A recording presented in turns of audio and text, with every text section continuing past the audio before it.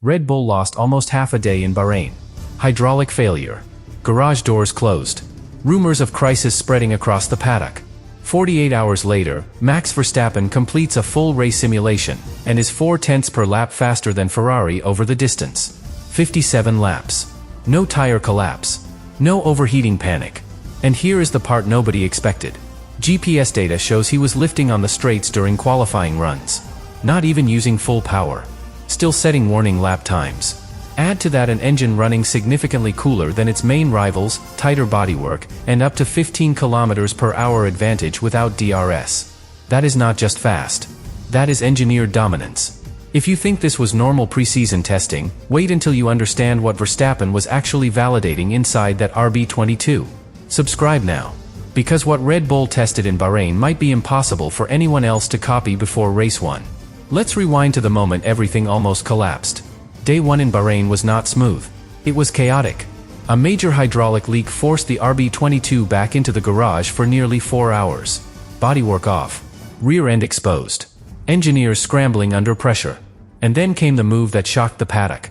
Max Verstappen refused to drive the car that afternoon. Not out of anger. Out of precision. He did not want laps in a patched-up machine. He wanted the real version. That tells you something important. Red Bull was not chasing mileage. They were protecting a configuration. Now fast forward to Thursday. Verstappen returns to the cockpit. Immediate pace. But that was not the story. The story was consistency. 15-lap stints with barely a tenth of a second deviation between laps. That level of stability in preseason is rare. While other teams were already managing tire degradation, the RB22 looked planted. No sudden rear snaps. No visible front locking. Just rhythm. And here is where the new evidence begins to surface. Telemetry from those runs shows continuous torque delivery at the end of the straights. While rivals were experiencing clipping, the Red Bull kept pushing. Up to 15 km/h advantage without DRS. That is not just engine strength. That is deployment efficiency. And efficiency is built into architecture. The new Ford power unit is reportedly running roughly 12 degrees cooler than a key rival. Cooler temperatures allow tighter bodywork. Tighter bodywork reduces drag. Lower drag increases top speed. And because the cooling margin is healthy, Red Bull can keep that aggressive packaging sealed. Other teams cannot redesign their entire cooling philosophy before race 1. That is not a bolt-on upgrade. That is structural. But the real validation came on Friday. A full race simulation. 57 laps including pit stops.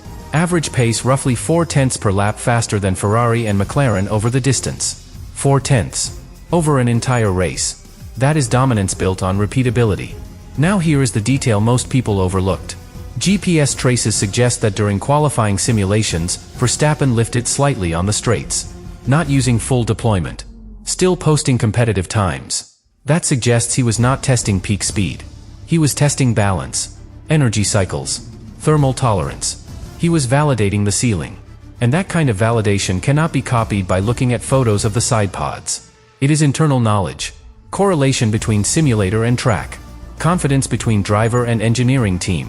When Verstappen says the car does exactly what he wants, that is not marketing. That is alignment. And alignment this early in preseason is what separates strong teams from dominant ones. Yes, the hydraulic issue from day 1 remains a reminder of how extreme the packaging is. But the response was immediate. And the performance afterward was decisive. So what did Verstappen really test in Bahrain? He tested whether the RB22 could sustain its efficiency over distance. He tested whether the cooling concept could handle aggressive deployment. He tested whether the aerodynamic platform remained stable under full fuel. And the answer, based on the data, looks dangerously positive. Which leaves one uncomfortable thought. If this was Red Bull managing performance in preseason, what happens when they decide to unleash everything once the championship points are on the line? Now we go one level deeper.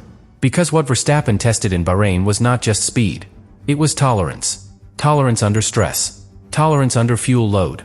Tolerance under temperature. And that is where things become extremely difficult to replicate. After the hydraulic scare on Wednesday, Red Bull did not simply fix a leak. They validated the integrity of an extremely tight packaging philosophy. This car is compact. Aggressive. Every component tightly integrated. When packaging is that extreme, you usually sacrifice cooling margin. But the Ford power unit running significantly cooler, around 12 degrees compared to a major rival, changes the equation completely. Cooler engine means smaller cooling inlets. Smaller inlets mean cleaner airflow. Cleaner airflow means stronger diffuser performance. That is not something another team can copy with a quick upgrade. It is built into the architecture. And here is the key. Verstappen did not just run fast laps. He ran controlled sequences. During the full 57-lap race simulation, the average pace was roughly 0.4 per lap faster than Ferrari and McLaren. But look at how it was achieved. No visible thermal spikes. No sudden drop in lap time. No aggressive corrections on the steering wheel. That suggests aerodynamic stability and mechanical balance working together. The anti-dive front suspension keeps the nose from dipping under heavy braking. When the nose stays level, the aerodynamic platform stays consistent. When the platform stays consistent, tire wear remains predictable. Predictability allows drivers to push harder without sliding. And sliding is what destroys race pace. Now combine that with the telemetry detail. Up to 15 km/h advantage at the end of the straight without DRS. That is not raw engine power alone. That is efficient energy deployment. Continuous torque delivery without clipping. And here is why that matters. Energy deployment mapping is not something you reverse engineer from the outside. It is calibrated internally, through thousands of simulation cycles, through driver feedback, through correlation between simulator and real track data. When GPS traces suggest Verstappen was lifting slightly during qualifying simulations, it indicates restraint. He was not chasing headlines. He was protecting the data window, validating performance ceilings without fully exposing them. That is strategic testing. And strategic testing creates an information advantage. Other teams leave preseason still searching for their optimal balance. Red Bull appears to have found theirs. That alignment between engine efficiency, aerodynamic stability, and driver confidence is what makes this difficult to copy.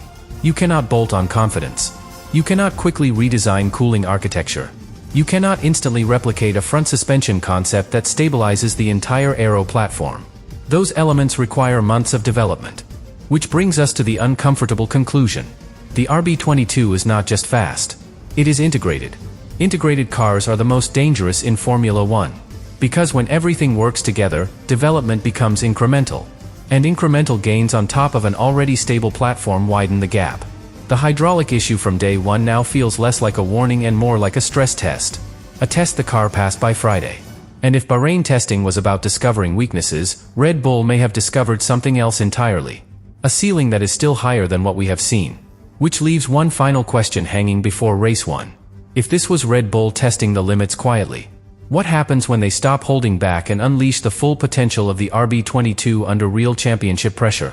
And this is where the story stops being about Bahrain and starts being about the championship. Because what Verstappen tested was not just performance. It was dominance under control. When a team completes a full race simulation at a pace 0.4 faster than its closest rivals, the natural assumption is that they pushed hard. But the data suggests something different. They managed it. Think about that for a moment. After losing almost 4 hours on day 1 due to a hydraulic issue, most teams would focus on recovering mileage. Red Bull focused on validation.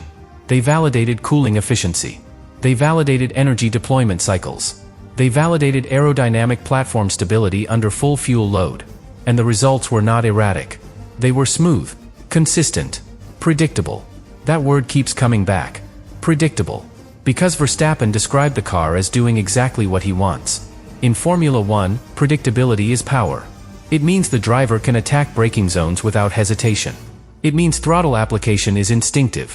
It means tire wear becomes manageable instead of reactive. Now combine that with the structural advantages we saw in Bahrain. An engine running significantly cooler than rivals. Tighter bodywork reducing drag. Up to 15 km/h advantage at the end of the straight without DRS. An anti-dive suspension that keeps the aerodynamic platform stable under heavy braking. Each element reinforces the other. Cooler engine allows tighter packaging. Tighter packaging improves aero efficiency. Stable aero platform protects tires. Protected tires extend stints. Extended stints create strategic freedom. This is integration at the highest level. And integration is what makes replication almost impossible in the short term. Because copying a side pod shape is one thing. Copying the thermal philosophy behind it is another.